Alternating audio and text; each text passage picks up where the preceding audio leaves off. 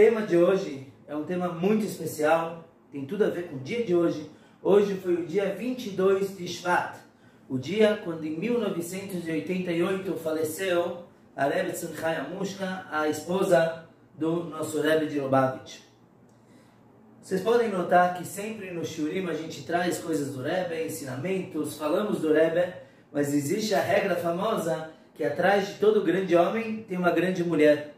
Então quem é essa grande mulher que está por trás do Rebbe, dando todo o apoio? E como vamos ver em breve, quem fez o Rebbe foi a nossa Rebbe. Nada melhor do que histórias para contar sobre uma pessoa.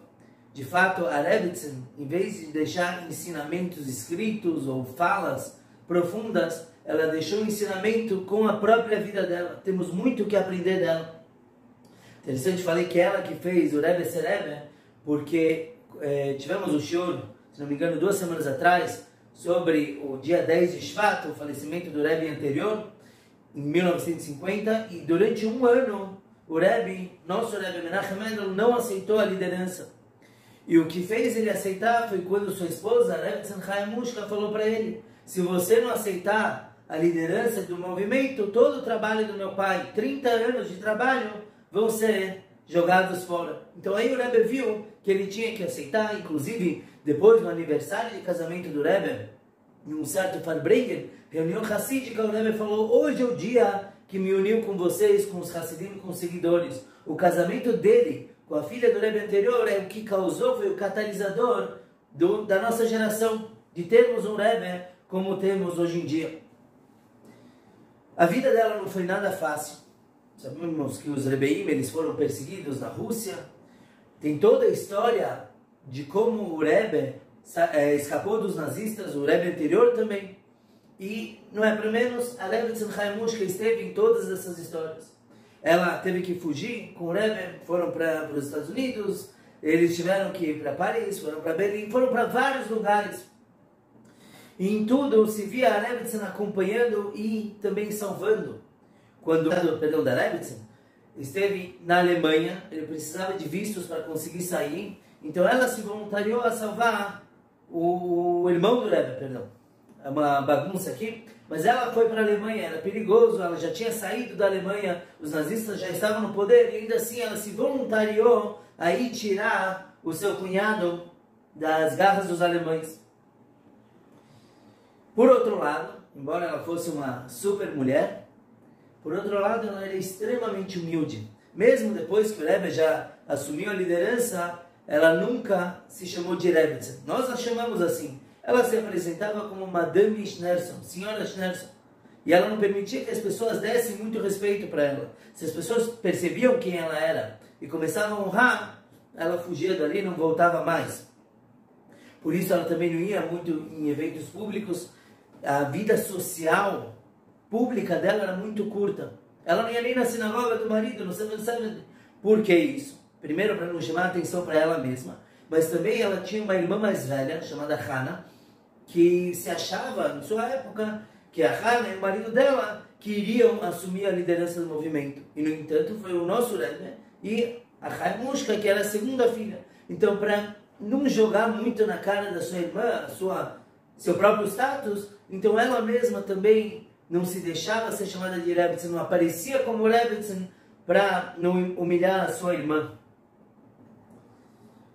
Preparando esse shiur, a gente vai atrás de depoimentos, pessoas que a conheceram. E o que marca muito é como a Rebbetzin era a melhor amiga do mundo todo. Todo mundo que fala da Rebbetzin fala como se fosse best friends. Essa pessoa era a pessoa mais importante do mundo para o Rebbe. Então, um dos depoimentos que eu vi de uma senhora chamada Rita. Ela veio da Rússia de pequena e ela trabalhava numa loja de uma senhora que vendia perucas chamada Frida. E uma vez a Rebbetzin ligou para essa loja e a Frida, a dona, não estava. Então quem atendeu foi a Rita. E a Rita viu que é uma mulher muito agradável, de falar suave no telefone. Ela falou: olha, você ligou para a Frida, ela não está, Posso pegar um recado, depois eu passo para ela? Então a mulher falou, não. Do outro lado do telefone falou, não, deixa, depois eu te passo o recado, mas eu quero saber de você, quem é você, o que você faz. E a Rita começou a contar, e num dado momento ela perguntou quem é você, que está do outro lado da linha. Então ela falou, Madame Schneerson. Naquele momento a Rita, que sabia quem era a Rebbetzin, estava no mesmo bairro, ficou assustada. Como que ela fala com a esposa do rei, do Rebbe, fala quem é você? E ela pediu desculpas, e a Rebbetzin falou, de jeito nenhum, me conta como vai tua família, quem são teus pais. E a Rita inclusive mencionou que o pai dela, ele estava muito doente, ele estava no terceiro estágio daquela doença, câncer. E a Rebbetzin prometeu que tudo ficaria bem. Ela falaria com seu marido, com o nosso Rebbe, para pedir bênçãos. E realmente aquele homem que os médicos já tinham perdido as esperanças, viveu mais 24 anos. Por conta da brachá da nossa Rebbetzin. Uma pessoa de extrema sensibilidade, extrema.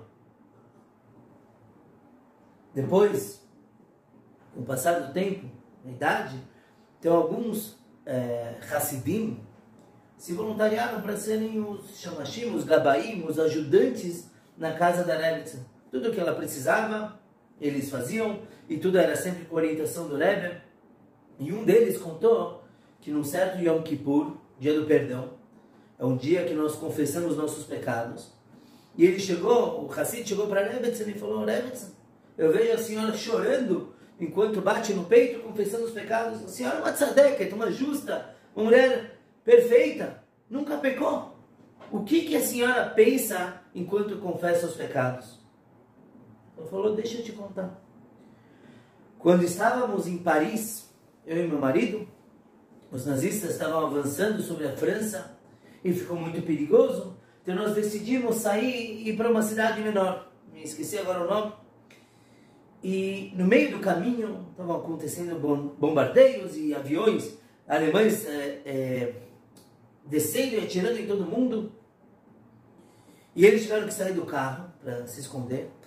E a Rebbetzin viu que no meio da rodovia tinha um senhor idoso que estava bem na linha de tiro dos alemães.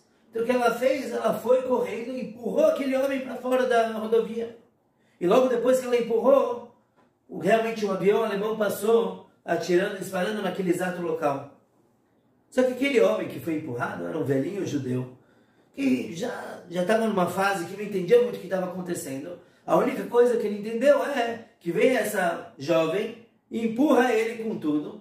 E ele ficou furioso, começou a gritar, como você empurra um velho judeu, que respeito é esse? Obviamente ele percebeu que ela é judia. É assim que você respeita alguém mais velho? E ficou muito chateado. E ela, obviamente, não foi explicar para ele, interromper ele. Ela fez o que ela tinha que fazer. Mas, mesmo que ela salvou a vida dele, todo ano ela pedia perdão pelo fato de ter empurrado ele. Tudo bem, era o único jeito de salvar a vida dele. Mas aquele sentimento que ela deixou no outro, de eu fui empurrado, ela pedia perdão por conta daquilo.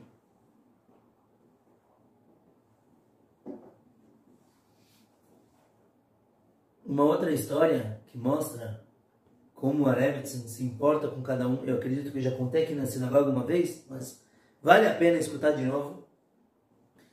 Um dos ajudantes da Rebbetzin se chama Reb Chesed, Rabino Chesed, quer dizer, Chesed, bondade.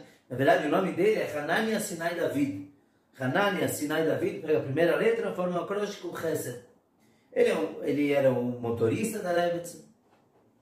Escutei a história dele mesmo, que ele conta que era muito importante para a Rebbetzin sair, tomar um pouquinho de ar, ir numa praça, num parque.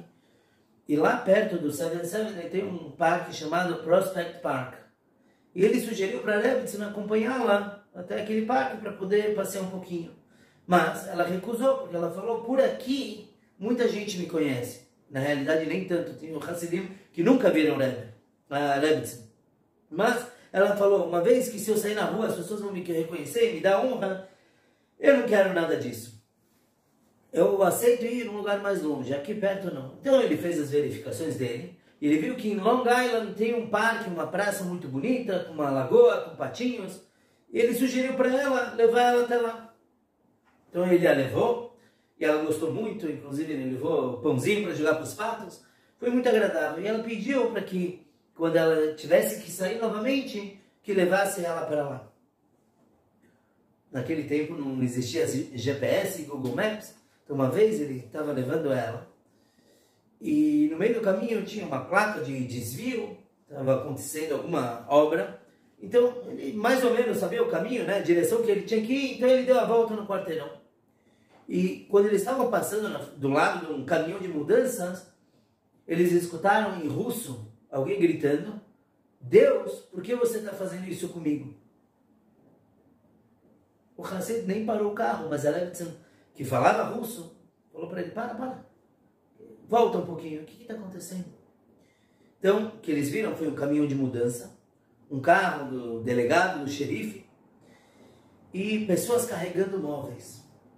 Então a Levitzin pediu que o Hassid, o Reb Chesed, fosse falar com o delegado: o que está acontecendo?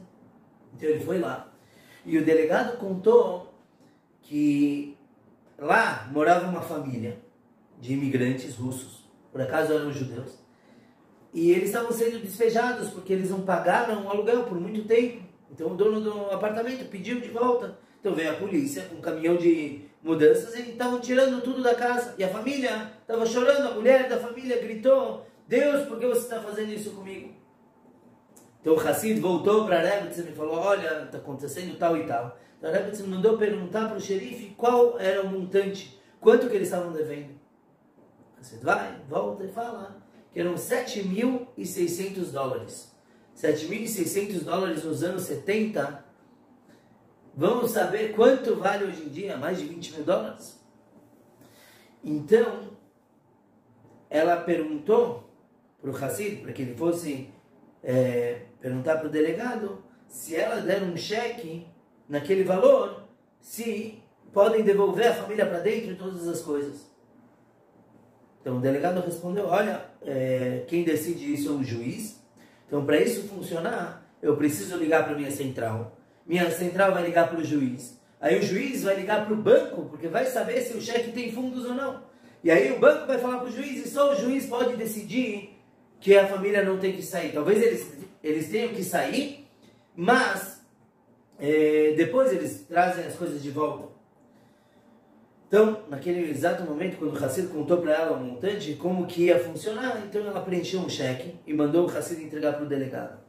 O delegado fez tudo aquilo, ligou para o juiz, ligou para o banco, e quando o banco perguntou de quem era o cheque, Schneerson falou: na hora, pode confiar, pode aceitar esse cheque. Então o juiz deu a ordem de que a família realmente não precisava mais ser despejada, podiam ficar com tudo lá. Quando o Hassid contou as boas novas para a Levitzin falou: mas espera aí, verifiquem que os carregadores coloquem tudo de volta para dentro, não vai deixar a pobre família carregar tudo. Quando o Hassid voltou novamente para o carro, a Levitzin falou: agora vamos sair correndo daqui, eu não quero que ninguém veja quem pagou essa conta. Quer dizer, ela salvou a vida de uma família e nem quis que eles soubessem quem os ajudou. Depois, o Hassid conta que ele conversou com ela no parque e falou de onde que vem essa força de poder ajudar instantaneamente alguém com um montante tão absurdo. Ela falou que ela aprendeu isso do pai dela, que ensinou que quando você vê alguma coisa diferente, é porque você deve agir justo. Não é à toa que eles tiveram que pegar um desvio, porque foi divina providência para ajudar aquela família. Isso é a Levitzin. Uma mulher que não pensa em si, em nenhum momento ela nunca aceitou honras. Quando numa loja reconheceram ela e quiseram dar lugar na fila, quer dizer, para que ela pulasse a fila, ela nunca mais voltou naquela loja. Porque não é isso que uma Levitzin procura, não é kavod, não é honra, não é reconhecimento, não é absolutamente nada. Mas não é só isso. A nossa Levitzin é muito mais. Vamos conhecê-la por histórias? Então tem mais uma, do dia do aniversário dela. O aniversário, na data hebraica da Levitzin, é 25 de Adar. Falta um mês e 2 dias, 3 dias. E um grupo de mulheres da comunidade prepararam para a Levitzin um belo buquê de aniversário e junto colocaram uma carta com pedidos de bênçãos. Então, quando o buquê chegou na casa da Rebbetzin, o Gabai, o ajudante, ele pegou o buquê e deu para a Rebbetzin, e a carta deu para o Rebbe. O Rebbe não entendeu. Ele falou, por que você está me dando a carta se está endereçada a ela? O ajudante falou, Rebbe, Brachá, quem dá bênçãos, é o Rebbe, não é a esposa do Rebbe. Não, dê a carta para ela, instruiu o Rebbe, e saiba que ela tem poder de abençoar. E ela sim consegue. E não só isso, depois o Rebbe explicou que existem 2 níveis de Deus. A luz divina. Para quem quiser saber um pouquinho mais profundo disso, tivemos também 2 semanas atrás no Mamar a explicação. Mas basicamente temos 2 tipos de luz divina. Memale Kolamin, a luz divina que preenche os mundos. Temos 4 mundos espirituais e cada um no seu nível. Tem um que é pura presença divina e o nosso que é o mais baixo. E tem uma luz especial, Memale, que ela entra em cada mundo. Então cada mundo recebe uma quantidade de luz específica.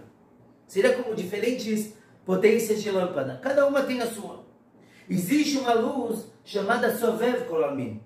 Sovev Kolamin, imaginem como a água preenchendo o mundo. Um dilúvio.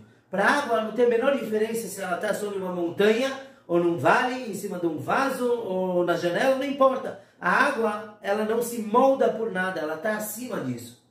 Então tem uma luz, Sovev Kolamin, que ela abraça todos os mundos por igual, não tem diferença nenhuma. E essa luz é muito mais elevada do que a primeira Memale Kolamin, porque ela brilha em todos os mundos iguais. O Rebbe explicou então para esse Hassid que a minha bênção vem da primeira luz, Memale, uma que penetra o próprio mundo. E por isso, quando eu dou uma bênção, disse o Rebbe, eu preciso que a pessoa faça algo. Ele faça uma mitzvah, uma boa ação, ou eu dou uma orientação, olha, você quer uma bênção? Veja se teu tefilim, tua mezuzá está kasher. Vá fazer alguma coisa. Então a minha bênção depende da pessoa fazer alguma coisa, porque a minha bênção penetra de acordo com cada um e um. Já a bênção da Rebbetzin, não. Ela está muito acima. O fato dela abençoar, a pessoa já está abençoada. Não tem que fazer absolutamente nada. E realmente assim era. Quando alguém ligava para a casa do Rebbe, um secretário, para falar com o Rebbe e pedir bênçãos para uma pessoa, a Rebbetzin atendia e passava para o Rebbe. Mas de vez em quando o Rebbe não estava em casa. Então a Rebbetzin atendia, e quando ela sabia que era brachá para alguém, ela falava, que ele tem a bênção, vai dar tudo certo. E realmente assim acontecia. Mesmo sem a pessoa falar com o Rebbe, ele tinha essa bênção. Por quê? Porque a força da Rebbetzin é extremamente elevada. Ela conseguia dar brachá só de falar, tem a bênção, e a bênção acontece. Nosso shiur se chama A Noiva Eterna. Por que isso? Já vimos que a Rebbetzin é uma mulher fantástica, quase um anjo, uma mulher sensível, atenciosa, que ama todo mundo. Mas por que noiva eterna? É sabido que depois do falecimento da Rebbetzin, em 1988, o Rebbe intensificou muito suas atividades, também em nome da Rebbetzin. Mas era um Rebbe sem Rebbetzin. E eu não estou falando isso apenas como um casal que infelizmente perde um deles. Mas o Rebbe, a ação do Rebbe muda. Mas enquanto ela estava viva, ela era a eterna noiva do Rebbe. Como que a gente sabe disso? Quando ela faleceu, tem um período de 1 semana, o Shiva, que a pessoa senta de luto. Então o Rebbe estava de luto, recebendo as pessoas que vinham consolá-lo. E veio uma senhora, não judia, que havia sido a governanta da Rebbetzin, trabalhou na casa do Rebbe. Então ela já conhecia, claro, a casa. Então ela consolou o Rebbe, falou palavras de consolo, foi para a cozinha, fez um chá e começou a chorar. E chorava, não conseguia parar. E o secretário do Rebbe, o Rebbe Groner, ele foi falar com ela, falou, poxa, você vai sentir saudades dela? Ela era com certeza uma mulher muito especial. E essa mulher confirmou, realmente a Rebbetzin era muito especial, calorosa e uma amiga para mim. Não era patroa, era amiga. Mas não é por isso que eu estou chorando. Então por quê? Ela contou quando o Rebbe entrava em casa, depois de um dia de trabalho, inclusive a Rebbe nunca ia dormir antes do Rebbe chegar, então às vezes o Rebbe chegava 2, 3 horas da manhã e a Rebbe estava esperando ele. Quando ele chegava, se via um homem que estava carregando o mundo inteiro nos ombros, nas costas. Todos os problemas do mundo na mão do Rebbe. Pessoas passando pelo Rebbe, políticos, médicos, rabinos, religiosos, não religiosos, judeus, não judeus, milhares de pessoas vindo se aconselhar, milhares de cartas. Então é um homem que carrega o mundo. Mas, quando ele entrava em casa, ele sentava com a Rebbetzin para tomar um chá. Ele tinha o costume por um bom tempo de ir jantar com ela. E aí eles pareciam duas crianças. Usando um termo mais comum, pareciam um casal de namorados, noivos, rindo, conversando, e algo que não se esperava do Rebbe. Quer dizer, não se espera. A gente vê um senhor mais velho, com tanta responsabilidade, de repente mudava. A fisionomia mudava dos dois. E eles brincavam e faziam piadas um para o outro. E aí essa governanta falou pro Rabino Groner, vocês traziam problemas para ele. A Rebbetzin era aquela que uplift, ela levantava, energizava o Rebbe. E agora eu choro, porque quem vai fazer isso com ele? Os problemas continuam. Quem vai exteriorizar aquele jovem dentro do Rebbe? A gente sabe como o Rebbe é fenomenal. Acho que eu não preciso contar nada aqui nesse shiur, mas ainda assim, ele tinha uma esposa que era a vida dele. E ela tinha essa força de transformar o Rebbe. E aí tem várias historinhas, acontecimentos que mostram o amor intenso entre o Rebbe e sua esposa, Rebbetzin Chaim Mushka. Conta-se, por exemplo, que uma vez ela teve que ficar hospitalizada e de repente a ajudante viu que a Rebbetzin está lá internada e maquiada, bonita. O que aconteceu? O Rebbe veio me ver. Quantas pessoas pensam em se maquiar no hospital? É impensável, a pessoa está com dor, a pessoa está tomando remédios, a gente sabe que a pessoa não dorme no hospital porque tem médicos entrando constantemente fazendo exames. Não, mas o meu my man, como ela falava, meu homem, meu marido está vindo me visitar, eu preciso estar bonita para ele. E ela não fazia isso por ser forçada, pelo contrário, esse era o nível de amor. Tem do outro lado do Rebbe, que uma época ele estava sentindo dor nos pés. Eu não lembro qual que era a situação, se era a ocasião, uma festa de Simchat Torah, um Shabbat, algo assim, que por acaso a Rebbe não estava lá, no 770 na sinagoga, e o Rebbe estava como que mancando por conta da dor no pé. E de repente ele olhou para cima, para a galeria das mulheres, e viu a Rebbe, de repente ele ficou reto, andando como alguém sadio. Por quê? Porque ele não queria causar uma preocupação na Rebbe.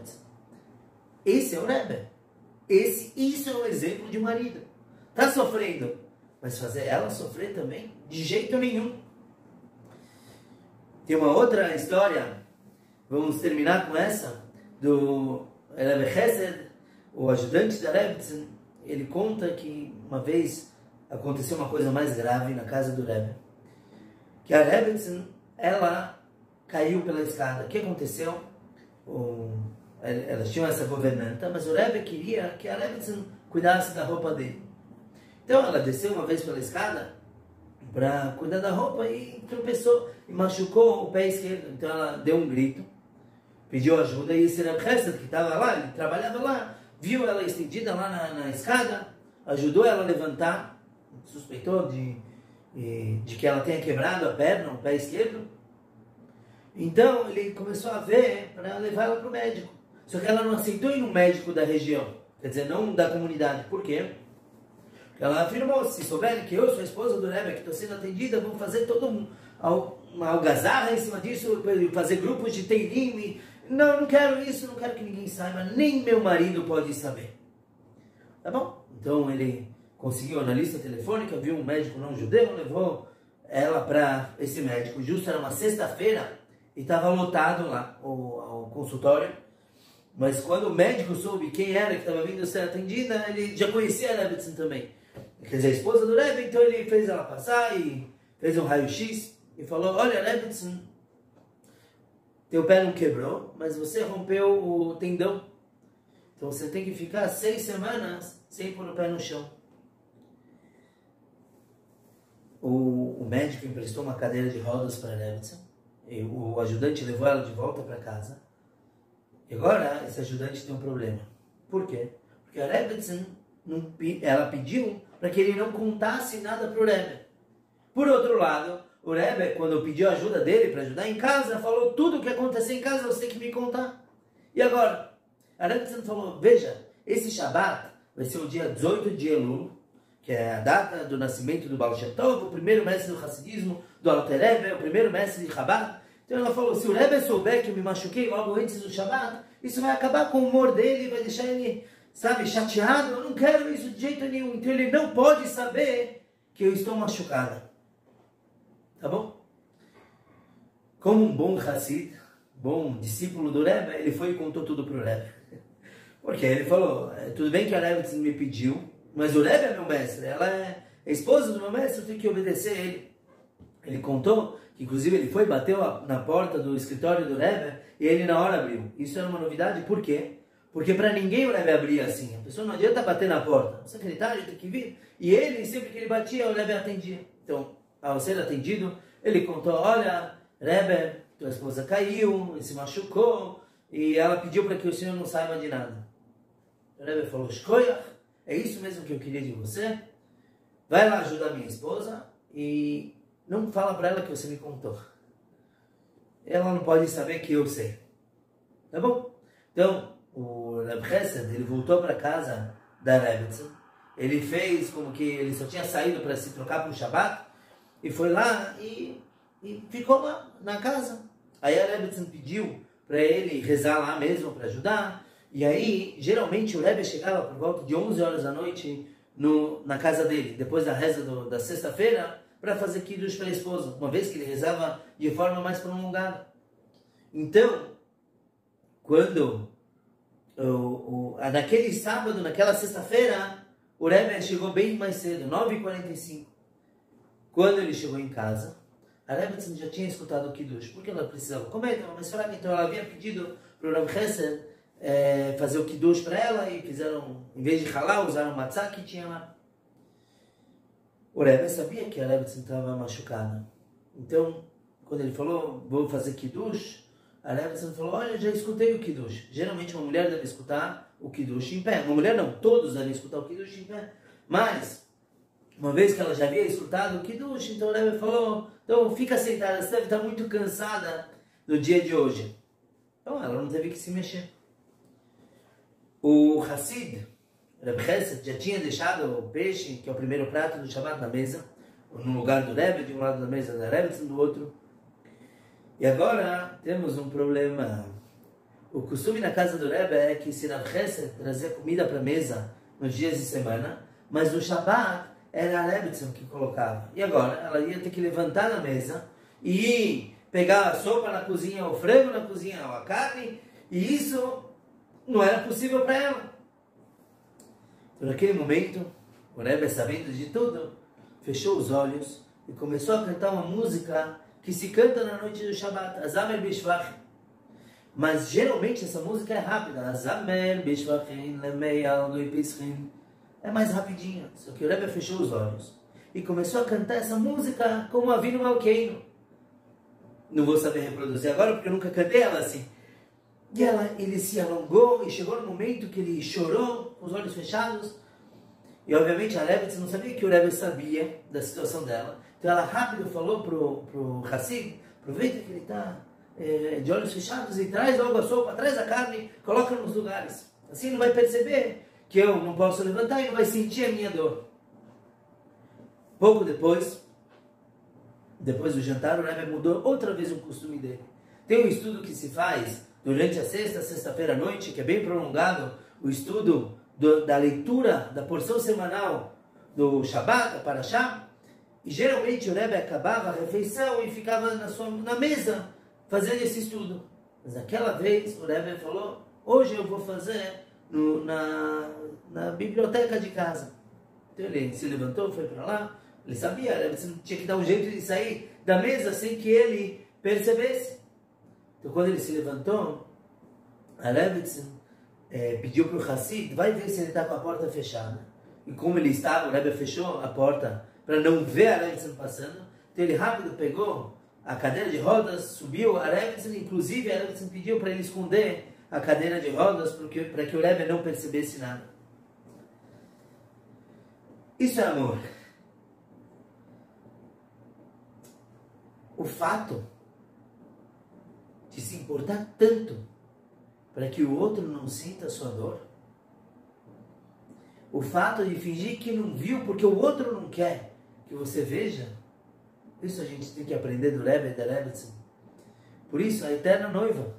Porque a gente sabe, no decorrer da vida, do casamento, tinha namorinho no começo, depois rotina, e a vida vai, a vida vem. A gente tenta, de vez em quando, melhorar, consegue, Baruch Hashem, mas é aquele, né, ciclos.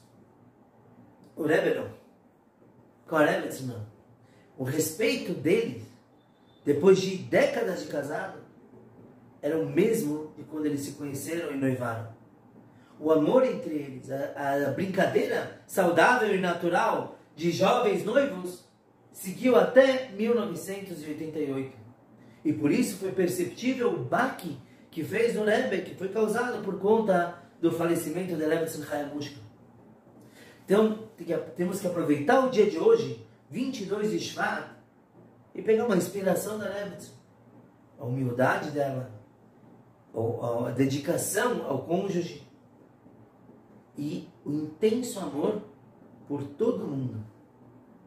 Esse amor que a Rebbetzin falava com uma pessoa e essa pessoa se sentia especial.